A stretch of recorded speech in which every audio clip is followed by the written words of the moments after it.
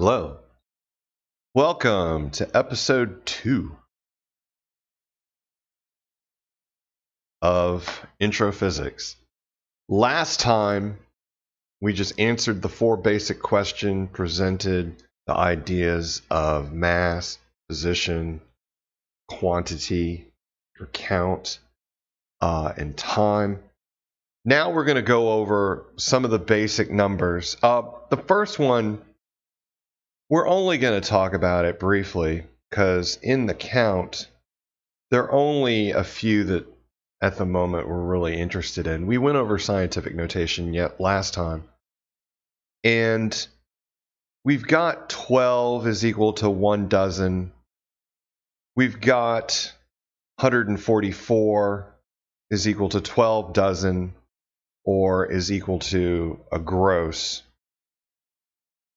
And then we've got 1 mole is equal to 6.02 times 10 to the 23rd. And we're pretty much just going to use scientific notation when necessary. Otherwise, we just use just the numbers. For time, we have 60 seconds in a minute, 60 minutes in an hour, 24 hours in a day, 365.25 days in a year. And then what's an interesting conversion is pi times 10 to the 7th seconds is about 1 year. That if you take, to do a quick conversion, and we're going to cover conversions more in a little bit, probably the next lecture, is that if you look at 1 year, in reality it's 315,576,000 seconds. And pi times 10 to the 7th is 314,000 seconds. And so if you figure out the difference between the two, it's off by less than 0.5%. And with introductory physics, I'm more concerned, the lesson from this is I'm more concerned about doing the physics than spending a lot of time on precision, because a lot of people just get so wound up with it and they spend more time focusing on precision. And if we're going to be a true just nerd about it, 31415,926. Oh, and since the next digit is a 5, we can round that up to a 7. So if we do that,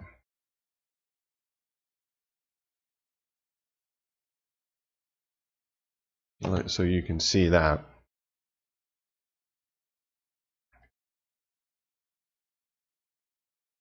Nine, 2, 7. So we're still, even if we use the true accurate number for pi out to that many decimal places, we're still off by roughly 45% of 1 percentage point. And what I've found with introductory physics students is, like shotguns, horseshoes, hand grenades, nuclear weapons, close is good enough. They're going to be committing so many errors on such a grand scale that using this number here, it's good enough. And I'm working on problems that will take advantage of this. And it's more about the physics and less about the computation.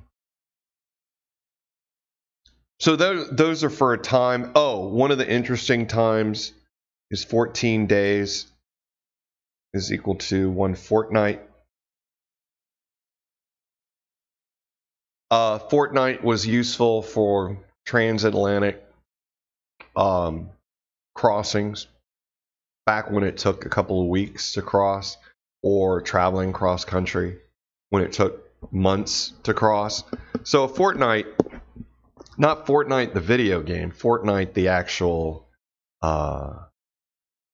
word for time of 14 days, was quite handy. But now, it's less handy. All right, position or length. We have 12 inches in a foot, 5,280 feet in a mile. One of the fun conversions or units that I like is a furlong, which is 1/8 of a mile. And a lot of these were based on how far a Roman army could march in a particular given period of time. But when you look at the metric system, it appears to be rather nice. You have 100 centimeters in a meter, 1,000 meters in a kilometer. You can go on and on, but everything is going to be base 10. There's no weird, nothing weird about the metric system. And then for the grand conversion, the unit that I'm using is 2.54 centimeters is equal to 1 inch.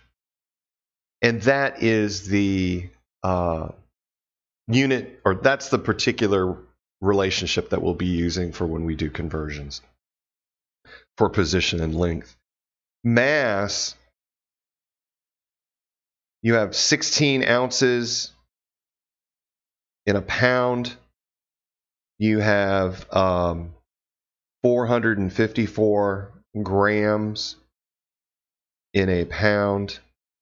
And then you have 1,000 grams in a kilogram.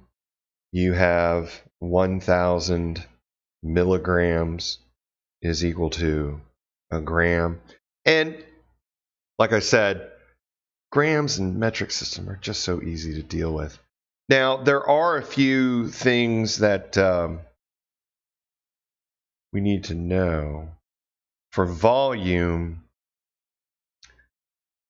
946 milliliters is equal to a quart. And 4 quarts. Alexa, how many milliliters in a quart? 1 quart is 946 milliliters. All right, so I'm right. 4 quarts is equal to a gallon. Let's see, 1,000 milliliters is equal to a liter. As I get more units, I'll add to this sheet, and then eventually I'll redo it. Oh, and while I've got it, might as well.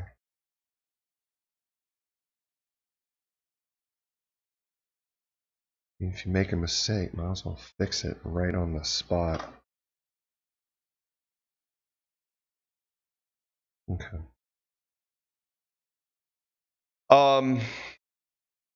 One couple of things that I like is one Jiffy, which is a unit of time for a millisecond. And let's see, that's going to be the basic set of units that we're going to work with. Jiffy, no. And furlong, no. And Fortnite, no. But for this stuff, it's going to be good enough. All right, that's the end of episode 2. We're going to kind of keep these things short. And as always, hit the like button. Follow the channel. I need to get like 1,000 people to I need 920 more. So add the channel, and just so that we can get the 1,000 together so that I could start making a little bit of money off this. Because the plan is I want this to be my job and just stay online and teach physics to anyone who wants teaching. So with that, thank you. and I'll see you next time.